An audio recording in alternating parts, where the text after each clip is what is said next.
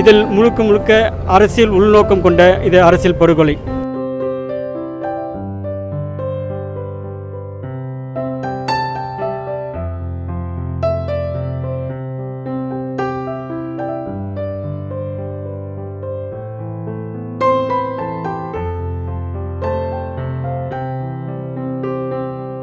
அண்ணன் ஆம்ஸ்ட்ராங்கிற்கு வீர வணக்கம், வீர வணக்கம்.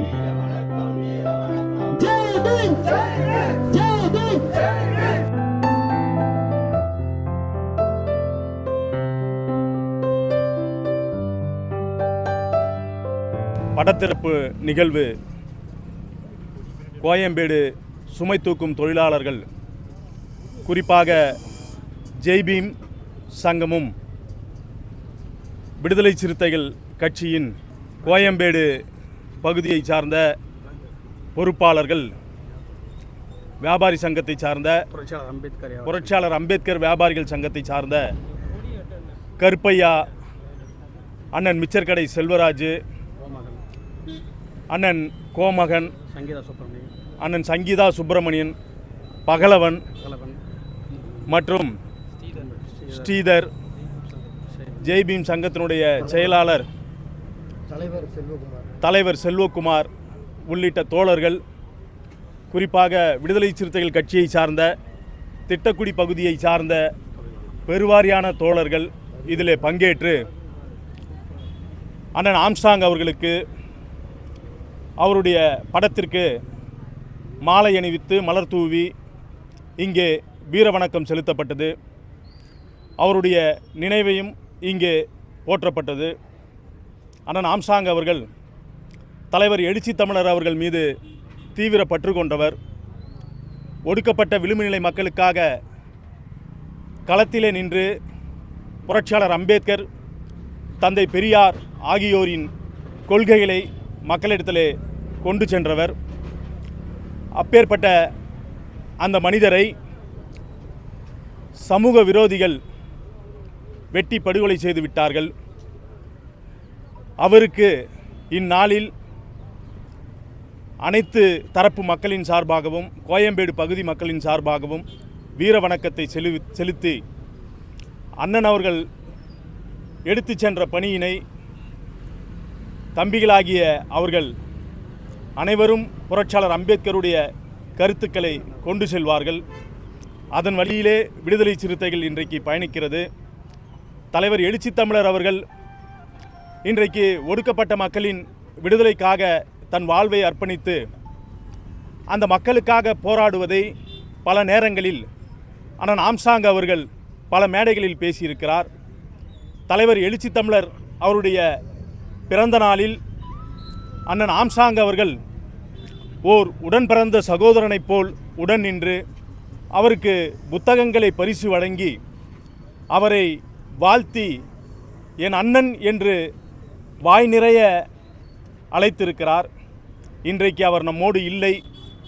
ஆனால் அவர் எடுத்து செல்ல நினைத்த அந்த பணியை இன்றைக்கு ஒவ்வொரு விளிம்பு நிலை மக்களும், ஒடுக்கப்பட்ட மக்களும், அனைத்து தரப்பு மக்களோடு கைகோர்த்து நாம் ஓர் விடுதலையை வென்றெடுப்போம் என்று இந்நேரத்தில் அண்ணனுக்கு செம்மாந்த வீர வணக்கத்தை செலுத்தி சங்கம், புரட்சியாளர் அம்பேத்கர் கோயம்பேடு வணிக வளாக வியாபாரிகள் முன்னேற்ற சங்கம், தீண்டாமை ஒழிப்பு முன்னணி 3 சங்கங்களும் சேர்ந்து பகுஜன் சமாஜ் கட்சியினுடைய மாநில தலைவராக இருந்த அண்ணன் ஆம்ஸ்ட்ராங் அவர்கள் இதே தேதியில் 5ஆம் தேதியில் இதே வேளையில் அரசியல் படுகொலை செய்யப்பட்டார்.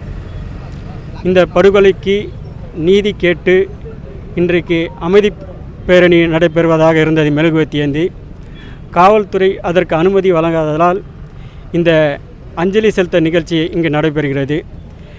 அதேபோல் அண்ணன் ஆம்ஸ்ட்ராங் அவருடைய கொலையில் முக்கிய குற்றவாளிகள் இன்னும் கைது செய்யப்படாமல் இருக்கிறார்கள். இதில் முழுக்க முழுக்க அரசியல் உள்நோக்கம் கொண்ட இது அரசியல் படுகொலை. ஏனென்றால் இந்த படுகொலை நடந்த 1 மணி நேரத்திலே முன்னாள் கமிஷனர் சந்தீப் ராய் அவர்கள் இந்த கொலைக்கு பழிவாங்கும் நடவடிக்கையாக இந்த கொலை நடந்தது. ஆற்காட்டு சுரேஷனுடைய படுகொலைக்கு இந்த படுகொலை நடந்ததாக அவர் தெரிவித்திருந்தார். ஆனால் இன்றைக்கு 1 மாதம் காலம் ஆகிய நிலையில் இன்றும் விசாரணை முற்று பெறாமல் இருக்கிறது. இந்த நிலையிலே அவர் எடுத்தவொடனே இந்த கேஸை 1 மணி நேரத்தில் முடிச்சிட்டார். 8 பேர் சரணடைஞ்சிட்டாங்க. இந்த பழி வாங்க நோக்கத்தில் தான் இந்த கொலை நடந்ததுன்ட்டு. ஆனால் வழக்கு இன்னமும் நடக்கலை. 1 மாதம் ஆகி இன்னமும் வழக்கு முடிவுக்கு வராமல் இருக்குது. அப்போ இது முழுக்க அரசியல் உள்நோக்கம் கொண்டது. யாருடைய பேரில் அவர் அந்த அறிக்கையை விட்டார்? அவரோட தனிப்பட்ட இதுவா இல்லை அரசியல்வாதிகளுடைய அச்சுறுத்தல் காரணமாக அந்த அறிக்கை விட்டாரான்னு தெரியல. அதனால தான் இதை சொல்கிறேன். இது முழுக்க அரசியல் படுகொலை. இந்த படுகொலைக்கு நீதி கேட்டு தான் இந்த நிகழ்ச்சியை நடத்துகிறோம். இந்த நிகழ்ச்சி நீதி கிடைக்கலன்னா தொடர்ந்து இந்த நிகழ்ச்சியை நாங்கள் நடத்துவோம் என்று தெரிவித்துக் கொள்வோம். நன்றி, வணக்கம். அண்ணன் ஆம்ஸ்ட்ராங் அவர்கள் கடந்த 5ஆம் தேதி அன்று இதே நாளில் சமூக விரோதிகளால் தன்னுடைய வீட்டு வாசல் அருகிலேயே வெட்டி படுகொலை செய்யப்பட்டார். இது காட்டுத்தீ போல் சென்னை முழுவதும், குறிப்பாக தமிழகம் முழுவதும் பரவியது. இந்த செய்தியை அறிந்து அன்றைக்கு கடலூர் மாவட்டத்தில் சுற்றுப்பயணத்தில் பொதுமக்களை சந்தித்துக் கொண்டிருந்த தலைவர் எழுச்சி தமிழர் அவர்கள், இது உண்மையாக இருக்கக்கூடாது, இது பொய்யான செய்தியாக இருக்க வேண்டும், இது கனவாக இருக்க வேண்டும் என்று பதறினார். அவருடைய பதற்றம் வீணாய் போனது.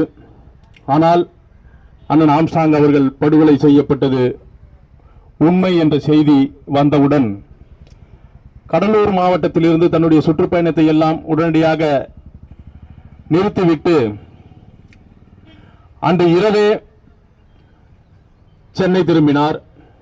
சென்னை திரும்பி அன்றைக்கு அண்ணன் அவர்கள் உடல் வைத்திருந்த மருத்துவமனைக்கு இரவு 2 மணிக்கு செல்ல வேண்டும் என்று துடியாய் துடித்தார். ஆனால் இரவு 2 மணிக்கு மேல் அவருடைய உடல் பிணவரையில் இருக்கிறது. அவருடைய